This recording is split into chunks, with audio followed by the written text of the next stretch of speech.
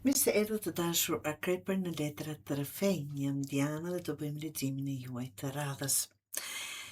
Sot është një temë tjetër, një gisht përpara jush, një qërtim. Çfarë duhet të ndryshoni tek vetja që jeta juaj të ecë përpara? Ndonjëherë të dashur akrepër nuk është mungesë e mundësive ajo që në ndalon të ecim përpara, por mënyra se si reagojmë, si menaxhojmë emocionet dhe zgjedhjet që bëjmë çdo ditë. Le të shohim çfarë mesazhi kanë letrat për ju. Fillojmë me tetëshin, tetë të ujit. Akrep, kjo letër të jep ndjesinë e një njeriu që ka mësuar të kontrollojë emocionet. Ti nuk je nga ata që tregojnë më njëherë çfarë ndjejnë, edhe kur brenda ke stuhi. Jashtë mund të dukesh krejt i qetë. Por kjo mënyrë të mbron absolutisht, por njëkohësisht dhe të dëmton. Sepse kur mban gjithçka brenda, akrepi, fillon të mendosh se askush nuk të kupton.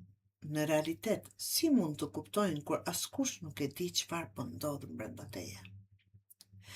Ke zakon të përballosh gjithçka vetëm, nuk kërkon ndihmë, letë nuk ankohesh dhe shpesh mendon se duhet të zgjedhësh vetë çdo problem.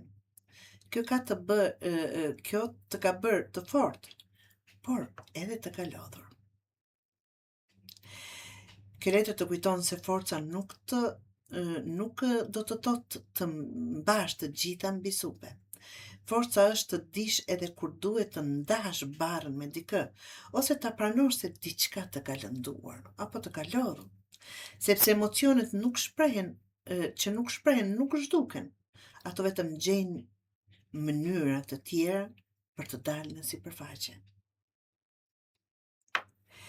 10 që i zjarit. Pikrisht këtu në fakt fillon leximi juaj. Tregon se ke marrë mbi vete më shumë se sa duhet.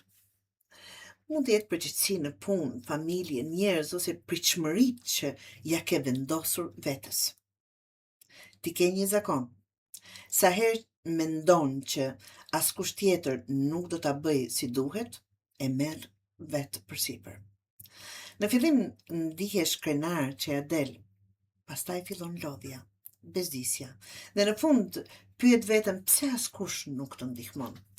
Por ndoshta nuk të ndihmojnë sepse nuk ua ke lënë kurrë, apo nuk ua ke dhënë kurrë mundësinë. Ka ndryshim mes përgjegjësisë dhe mbi ngarkesës. Nëse vazhdon të marrësh gjithçka mbi supe, një ditë do të mungoj forca. Do të mungoj dëshira. Kjo letër të kërkon të mësosh të delegosh, të thuash jo, dhe të pranosh se nuk ke pse të zgjedhësh çdo problem vetëm. Peshqja, zjarit. Jo domosdoshmërisht këtu janë dy njerëz që po zihen debate me të tjerët, shpesh është përplasje mes asaj që dëshiron dhe asaj që të lejon krenaria të bësh. Akrepi ka një karakter të fortë që të gjithë e dim. Kur lëndohet, nuk e harron lehtë. Kur zhgënjet, ndërton mure. Kur humbet besimin, e ka shumë të vështirë të rikthej. Po kjo letër të pyet, a po e mbron veten, apo je duke ndëshkuar veten? Sepse ndonjëherë muret që ndërtojmë për të mos u lënduar, nuk mbajnë jashtë vetëm njerëzit e gabuar. Mbajnë jashtë edhe mundësitë të mira të dashur akrepër. Nuk fiton gjithmonë ai që nuk lëndohet. Fiton ai që nuk lejon që një plagë ta bëjë të dyshojë që çdo njeri që takon është i keq, do zhgënjehesh e kështu me radhë. 2 të tokës. Më duket sikur kohët e fundit ke provuar të mbash shumë role njëkohësisht nga kjo letër duke u bazuar në këtë. Një problem këtu, një përgjegjësi atje, një shqetësim financiar, një çështje familjare e kështu me radhë, dhe ndërkohë përpiqesh të mos e humbasësh kontrollin. Por edhe njëri më i fortë ka kufijtë e tij, akrepi. Kjo letër nuk të thot në fakt të heqësh dorë. Të thot të organizohesh më mirë. Jo çdo problem duhet zgjedhur sot. Jo çdo barr duhet të mbajtur vetëm. Nëse nuk vendos ekuilibër tani, jeta do ta imponoj më vonë.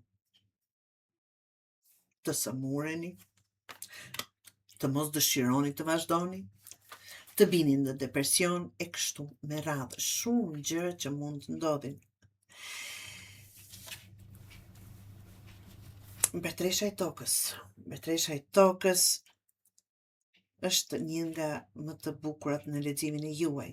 Flet për pjekurinë, për ndërtimin, për stabilitetin, por mbi gjitha flet për kujdesin ndaj vetes.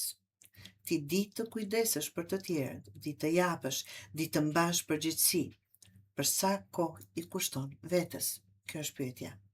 Jo vetëm fizikisht, por edhe mendërisht, edhe emocionalisht. Shpesh kujdesesh për gjithçka tjetër dhe lë veten në fund të listës.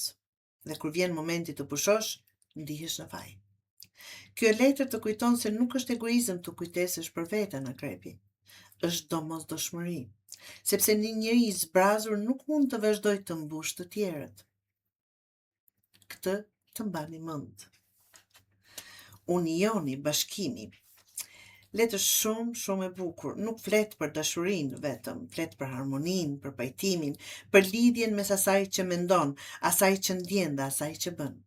Sepse kur këto të treja ecin drejtime të ndryshme, njeriu lodhet. Ky letër të kujton se nuk ke nevojë të luftosh me gjithçka, ka ardhur koha të ndërtosh, të afrohesh me njerëz që të japin qetësi, të largohesh nga ata që të ushqejnë vetëm tension, të zgjedhësh marrëdhënie ku ke nevojë të ku nuk ke nevojë të mbrohesh çdo ditë, sepse qetësia nuk është mërzi, është luks. Dhe jo të gjithë e kuptojnë këtë. Akrep.